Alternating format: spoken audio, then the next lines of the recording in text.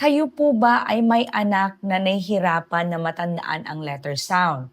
Kahit na paulit-ulit yung ituro, araw-araw, hindi niya matandaan. Namomroblema kayo rin kung paano nyo explain sa kanya na mas matatandaan niya. Ngayon, meron akong ituturo sa inyo na pwede nyong magamit sa lahat ng letters. Kung maiintindihan nyo ito, mai-apply nyo sa lahat ng letters na ito. Medyo mahaba lang yung proseso pero let me explain kasi pag itinuro nyo sa kanila, ang bilis lang, 4 to 5 minutes and sure ako na matatandaan nila ito. Ngayon, ang i-prepare po ninyo ay flashcard ng bawat letter and then a short affirmative story, tapos explain ko to mamaya and then mga worksheets na pwede nilang kulayan. Kasi kung wala itong mga ito, ay hindi magiging enjoyable, hindi nila maiintindihan kung puro lang tayo lecture na pasalitang ganito. Ngayon, ay magpo-focus ako sa pag-explain sa inyo sa letter S. Ito kasi ang pinaka-day one ko pag nagtuturo ako sa kanila. Step 1 ay song. Magpaawit po kayo sa kanila ng isang song na 1 minute or less. Ito po nakita ko sa YouTube at 18 seconds lang siya.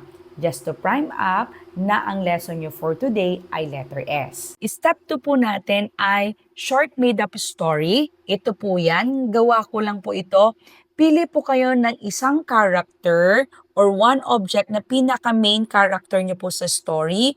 And then maglagay po kayo ng tatlong things na nag-start po ng letter S. So, sun, sandwich, and sand.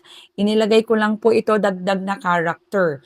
And then, maglagay po kayo ng one last question para to see if naintindihan ng bata yung kwento ninyo.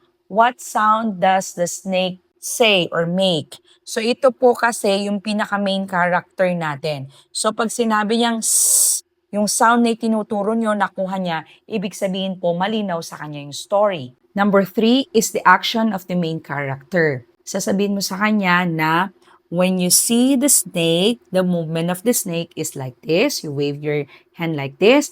And every time that you see letter S, you do the action of the snake and say the sound. S. And then you do it together. Hanggang sa matandaan nyo yung story, may connection na dun sa may action. So pag nag-review kayo, sasabihin mo sa kanya, what's the sound of letter S? Tapos gaganyan siya, and then S. So ibig sabihin, multi-sensory yung approach mo. Mas matatandaan niya yon. Step 4 ay sounding. Review kayo ng sound, gamit pa rin yung story. Sasabihin mo sa kanya, this is sun. What is the beginning sound of the word sun? So that masasagot niya ay S. Pag hindi niya naman nakuha, i-repeat.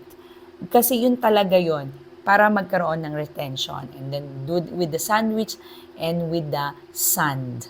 Tapos, pag natandaan niya yon, paulit-ulit, kakaroon po sa kanya ng retention ng sound ng letter S. Step 5 ay writing. So sa writing, pwedeng air writing muna.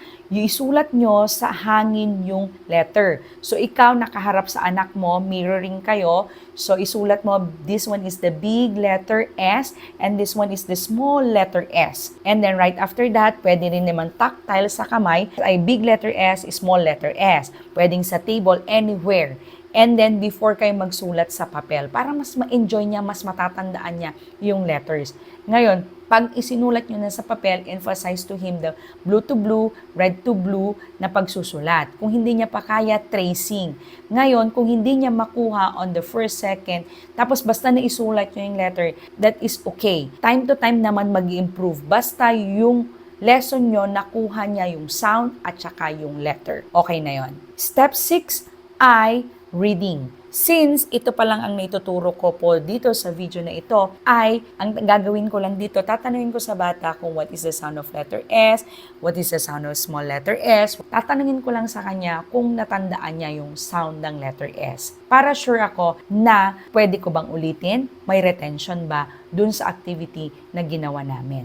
Step 7 ay magkakaroon naman ako ng worksheets Pwede rin kasi ang mga bata, love nila ang coloring. Ayan yung letter S ko, snake and the S. Mag-print or pwede rin po kayong mag-drawing na lang. So, meron akong sun, star, and sofa. So, ito pa rin, kahit nagkukulay siya, this one is sun. What is the first sound or the beginning sound of the word sun? Oh, star and sofa. In that case, kahit na nagko-coloring siya, ay meron pa rin po akong tinatanong ko pa rin yung sound sa kanya para mas nare-retain at nakukuha niya pa rin yung sound kahit na may ginagawa siya. Ang mga bata kasi, mas gusto nila yung parang ginagamit yung sense of hearing, sense of yung mata, yung kamay, yung bunganga at the same time. Kasi nagagamit lahat ng senses. Ang effect nun sa bata, mas malakas yung retention sa kanya. Yun lang po, sana may nakuha kayo kung paano ang tamang sequence ko based on my experience, tamang paraan ng pagtuturo ng letter sounds. Hopefully, ay naintindihan nyo po yung step by steps. You can comment down below kung ano po ang hindi nyo naintindihan